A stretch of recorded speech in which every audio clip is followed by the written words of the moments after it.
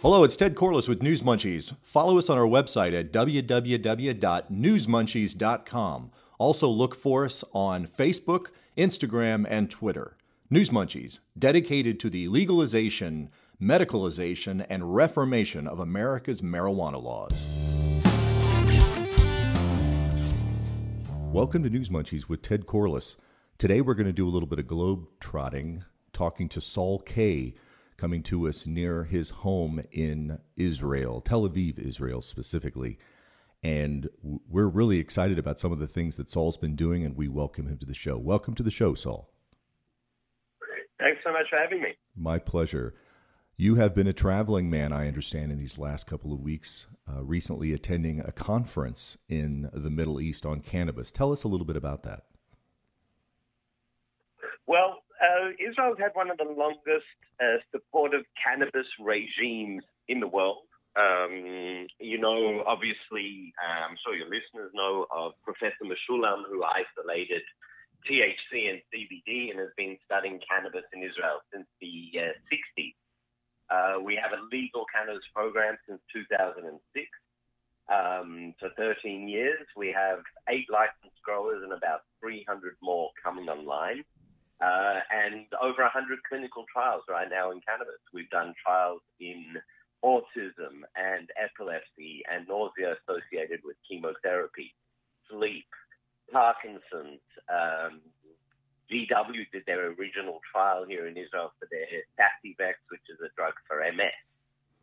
So Israel's been really key in researching cannabis and doing great things on the regulatory side in a medicinal environment. So we get our cannabis either delivered from the manufacturer or through our pharmacy network, and it's prescribed on prescription by our doctors. So Israel is a really leading place to do cannabis research. And there's such a fantastic ecosystem being built here. And we're crucial in building that ecosystem. We have a conference platform called Cannatech that we've taken all around the world. We've done it in Australia, in Hong Kong, Panama, and Davos, London, and Israel many, many times. Our next show is in Cape Town. But we basically take Israeli technology and highlight it to the world and show them what we do in cannabis and how it can integrate into their local cannabis economies. Now, your company is called Icon Israel Cannabis. You founded that company. When did you found that company? 5 years ago. So early 2014. I come from the pharmaceutical industry. I had retail pharmacy locations here in Israel and then an online pharmacy platform. And 5 years ago, woke up to the incredible therapeutic nature of cannabis, as well as how it can impact the economy in Israel. It wasn't spoken about. It was still a very taboo marketplace, but that has all changed. Obviously, since Canada went legal, the whole world turned on to the fact that, governments can make money doing this, and people really want this, so they're getting behind it. But, we've been doing it for a while. We've done 16 projects from design to full build out in different locations across the world. So we work with different regulatory regimes. And we have a lot of expertise in growing cannabis, extracting it, formulating products, designing clinical trials, and now investing in early seed stage companies. We've made over 10 investments into companies that I think are revolutionary and totally tackle cannabis in a new way. And we're very active at looking at IP, intellectual property, being generated in Israel. Last month, we had a look at over 40 pieces of IP from universities. I work with all of the universities in Israel that do cannabis research. And we get a nice early look at what's coming out of them so that we can help commercialize those ideas into products globally.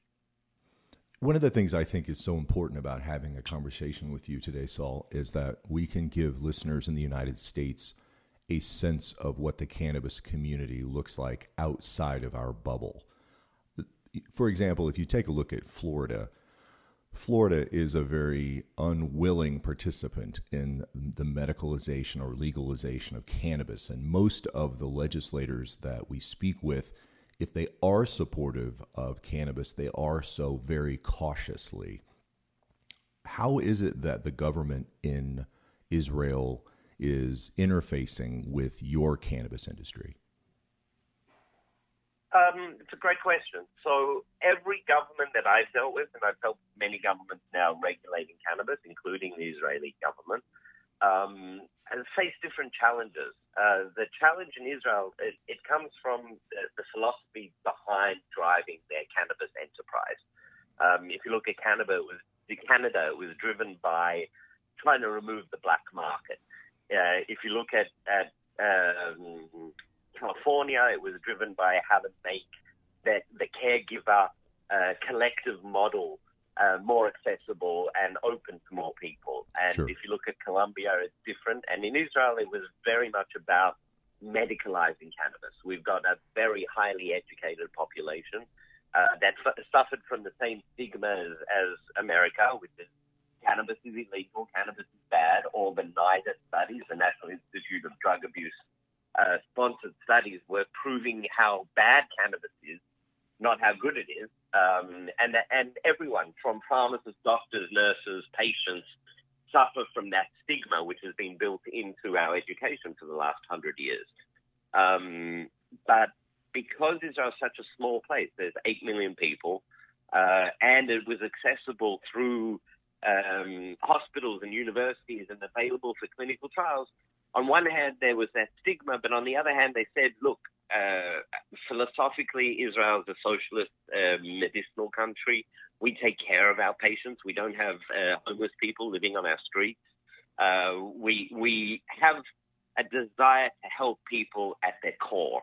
And that's filtered into everything we do in our medicine. We've got one of the leading medical regimes in the world for clinical research. And it's very cost-effective to do clinical research in Israel. So having that helped to break the stigma. But one of the interesting things is Israel is very political. We don't run with a Democratic and Republican Party. We have 11 different parties that represent different segments of the community. There's an Arab party. There's an ultra-religious Orthodox party, or a few of them. There's the party that represents the people that came from Morocco and Tangier and France. Wow, that's diverse. The National Religious Party. There's the Left Party, because some Israel is very left-wing. And all of them are pro-cannabis and support cannabis. So we had a broad base in Israel, even though we're very politicized across a spectrum, which is really interesting. So, I think we're seeing that everywhere in the world. People have woken up to the fact that cannabis is an incredibly helpful plant. Incredibly safe plant. And if we can guarantee quality, then the government really should get out of the way of the industry moving forward. And Israel's trying to do that. Sometimes they're succeeding, sometimes not. But they have established that great environment for research and entrepreneurship. In addition to that, Israel gives about $400 million a year in startup financing. It's non-dilutive, typically. It's based on royalties. All the big companies that you would know about, Waze and Mobileye, all started with government funding. And that is available to cannabis companies just like everything else. So there is a regulated, robust ecosystem that allows us to operate here, which is intriguing.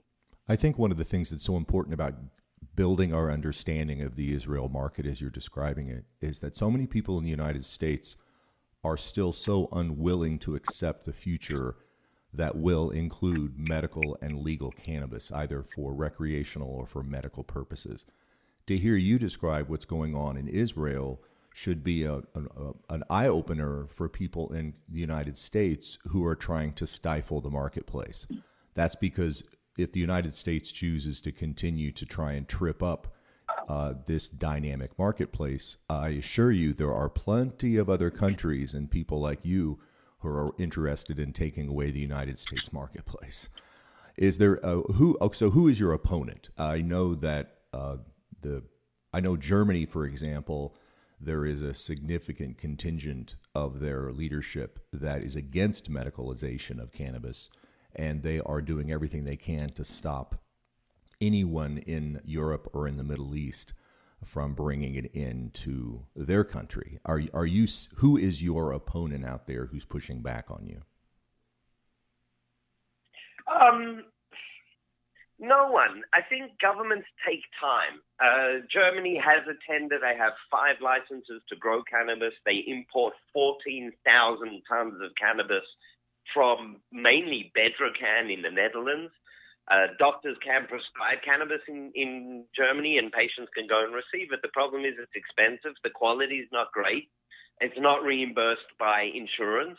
And when those things happen, often patients and consumers go to the black market where the quality is good, the price is reasonable, and I don't need to go on a database saying that I'm a cannabis user. But again, that's a privacy. Stigma issue. Right. Canada is by far leading the way. I've got some clinical trials going on in Chile and in Australia, and we get our material from Canada. They were the first to allow international export of cannabis outside of Uruguay, which is, leave that for the time being. So we've got a significant advantage in Israel when we get to export cannabis, and it's been passed in the Knesset, in the governmental body, that we can export cannabis. They haven't finished the regulation on how we export, how much we export, what products, and where to. But the government has given go-ahead. And as new countries come online, building out their own cannabis infrastructure, which takes 2 years, setting up the legislation, setting up the growing and distribution and patient access, is at least 2 years. So in the meantime, this is a safe medication that we want to get to as many patients as possible. And the way to do that is going to be through export. And there are a lot of companies in Israel gearing up for export, and we're looking to export to Germany, Europe, Australia, even Asia. And we did our cannabis conference there maybe 9 months ago. It was the first cannabis conversation in an Asian country. And the stigma was really, really strong there. But it's changing, and we see this change everywhere in the world. And Africa in particular is turning on really quickly. Wow, they've got a strong consumer base, very low-cost manufacture, and they're going to manufacture it to whatever standard the import country is going to require, which is right now called the EU GMP. GMP is Good Manufacturing Processes. It's a set of paperwork and standard operating procedures that allow other people in other jurisdictions to have comfortability around you and your product set, your manufacture set. And as long as you build to that international standard, your product will enter the market as soon as you have it, because demand is outpaced right now by 15 to 1. So there's, a massive supply shortage. And you're seeing it in Canada, where there's a supply shortage in the legal cannabis chain, not in the black market. It's doing fine over there. But it takes time. So as those countries come online, Israel is a great place to get really clinically trialed, validated cannabis for specific diseases. Now, as opposed to going into a cannabis store and having free-for-all range without guidance. And if it is guidance, it's typically coming from a bud tender who, 2 years ago, was growing cannabis in his basement. Right. We're dispensing cannabis in Israel through pharmacies. I've been trained along with about 150 other pharmacists in Israel in cannabis medicine. Doctors, over 180 doctors have been trained in Israel. So, it is a great place to do business. It certainly sounds like it. And one of the things that you're talking about is this issue of standardization. Here in the United States, the problem we encounter is that you can sell CBD even if you don't have a license, because there are so many, different interpretations of what CBD is. For some people, it almost looks like pancake syrup or tastes like pancake syrup and has just a little essence of actual CBD in it. is Israel creating, and here in the United States, because we have 50 different marketplaces, we may potentially get 50 different standards because the federal government refuses to acknowledge the legality of the plant. Is Israel itself starting to establish standards regarding quality and also, and more importantly, what we here will call clean green? We can't have organic cannabis, but there are certifications that a few dispensaries have been able to obtain showing that they're using organic-like materials and processes. Tell me about that in Israel. Well, Israel has what the regulator here called the 5 books. He took it from the 5 books of Moses, his 5 books of cannabis. It crosses 5 different standards that they've established. GAP or IMC GAP, which is Israel Medical Cannabis Good Agricultural Practices, governs everything in a nursery and a grow. GMP is good manufacturing processes for the manufacture of products, the drying of cannabis, the packaging of cannabis. Then there's GSP, which is everything to do with security protocols. You've got GLP for licensed labs to test cannabis, and everything has to be tested according to a strict set of protocols that I helped write into law to test for heavy metals and pesticides, basically making sure that the quality of the grow is up to scratch. And then GDP, which is good dispensing protocols. So how does it get into the hands of patients? How do we educate patients? How do we monitor dose? And how do we also monitor side effects?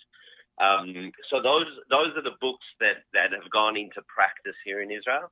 And they set a standard outside of just a testing standard, which is currently going on in California and Colorado, which is about the safety and toxicity of cannabis as a plant material. We've taken it a little bit further here in Israel and given a methodology to the whole process.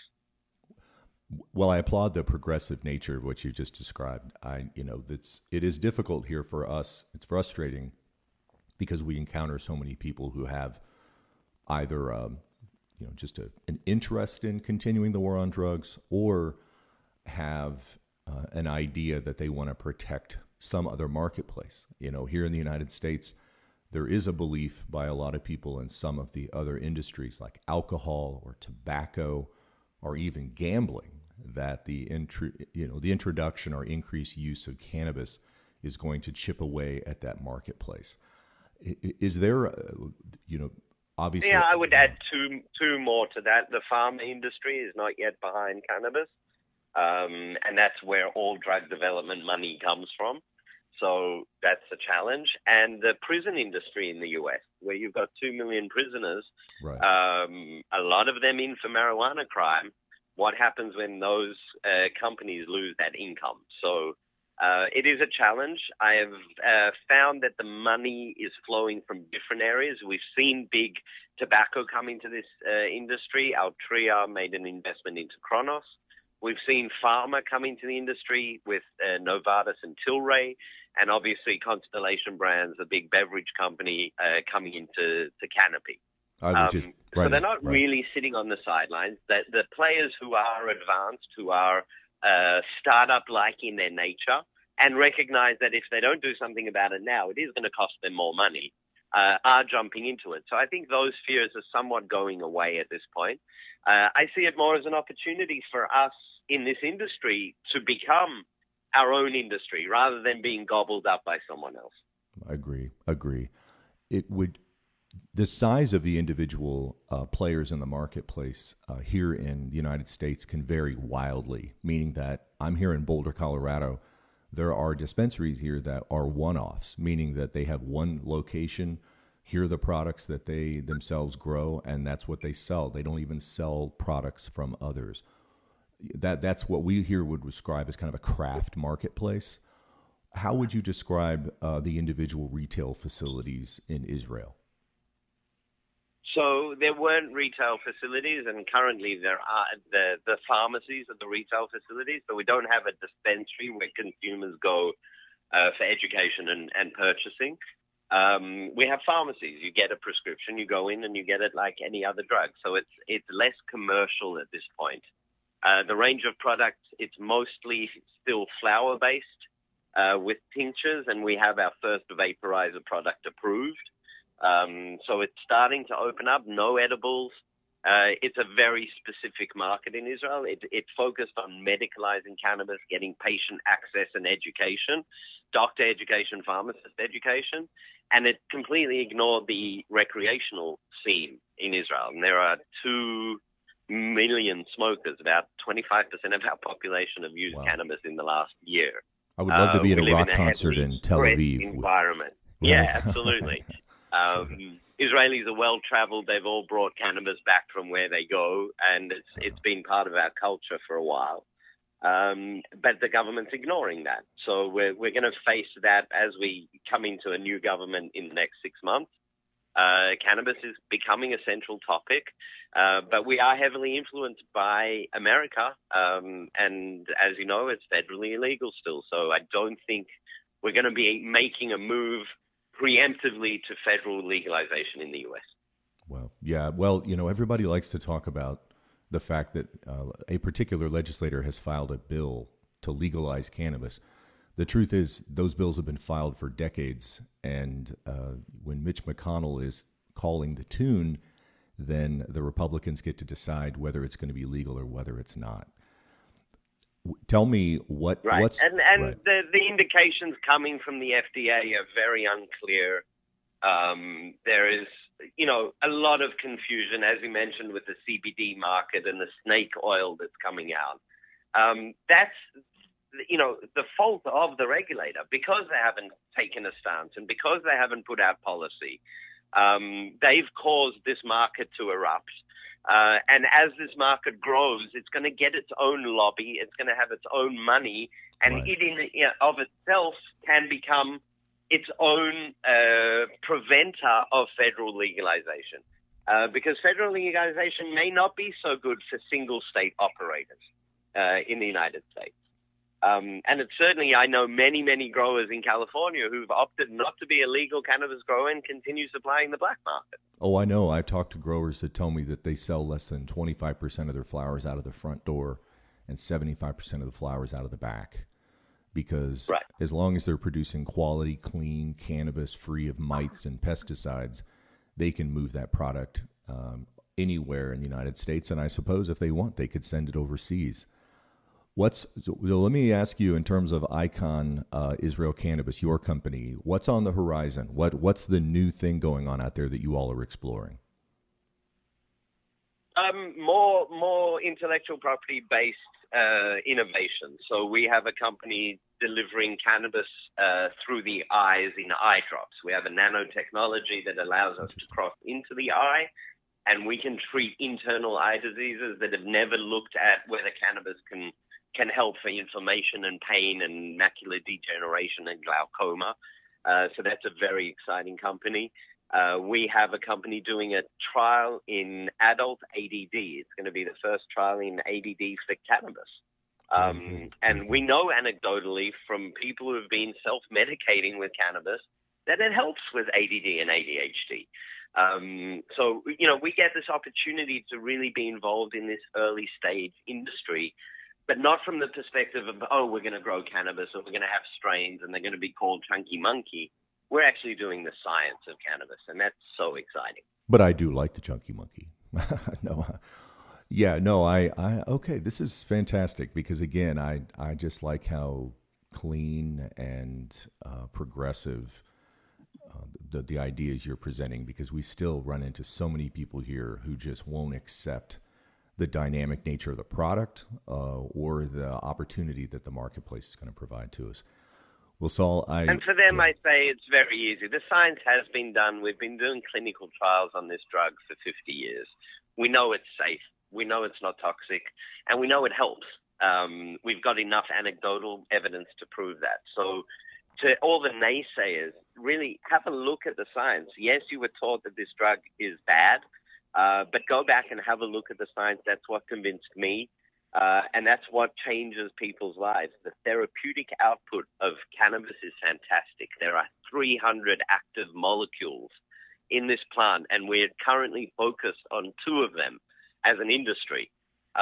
We have a broad opportunity for new drug molecules that are going to solve so many diseases. There's a professor here in Israel, Dr. Dedi Meiri. He has a cancer lab for cannabis, and he's made some astonishing discoveries around strains that promote cancer growth in breast cancer and different strains that kill cancer growth in breast cancer. And he's then gone through and eliminated which are the compounds that are effective and not effective. And he's come out with formulas that may even not have THC and CBD in them, but directly fight specific cancers. And that's the research that's being done here, and it's phenomenal. Fantastic. Well, I so appreciate you taking time to have a conversation with us. I think it's so valuable for people to hear the perspective of what's going on outside their individual country, not just outside their individual state. And we're going to keep an eye on you. Is there if people wanted to learn more about your company, is there a particular website that they could go to? Yeah, sure. It's www.israel-cannabis.com. And we're fairly well across LinkedIn, social media, Facebook, etc.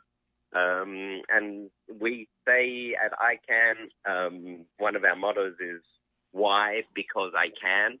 And it really is up to every individual out there to get into this industry. There is no time like now. It is a fastest growing industry in the world, 30%, compound annual growth every year. And you individuals can make a difference. So there's no one stopping you to get into the industry except for yourself. So do it because you can. Right. And I think one of the things you really add to the conversation, which I don't know that I've really talked about, which is look beyond your own horizon. Look to other locations in the United States, or even look to the Middle East and to see opportunity that may exist for you if you're interested in getting in the marketplace. And Saul, I appreciate your conversation because I think it really approaches our ultimate goal, and one of my goals in doing a podcast on cannabis, which is to reduce the stigma so that people can get to the benefits and move on. Saul, thank you so much for your time today. Have a great day. Thanks so much. Hello, it's Ted Corliss with News Munchies. Follow us on our website at www.newsmunchies.com. Also look for us on Facebook, Instagram, and Twitter. News Munchies, dedicated to the legalization, medicalization, and reformation of America's marijuana laws.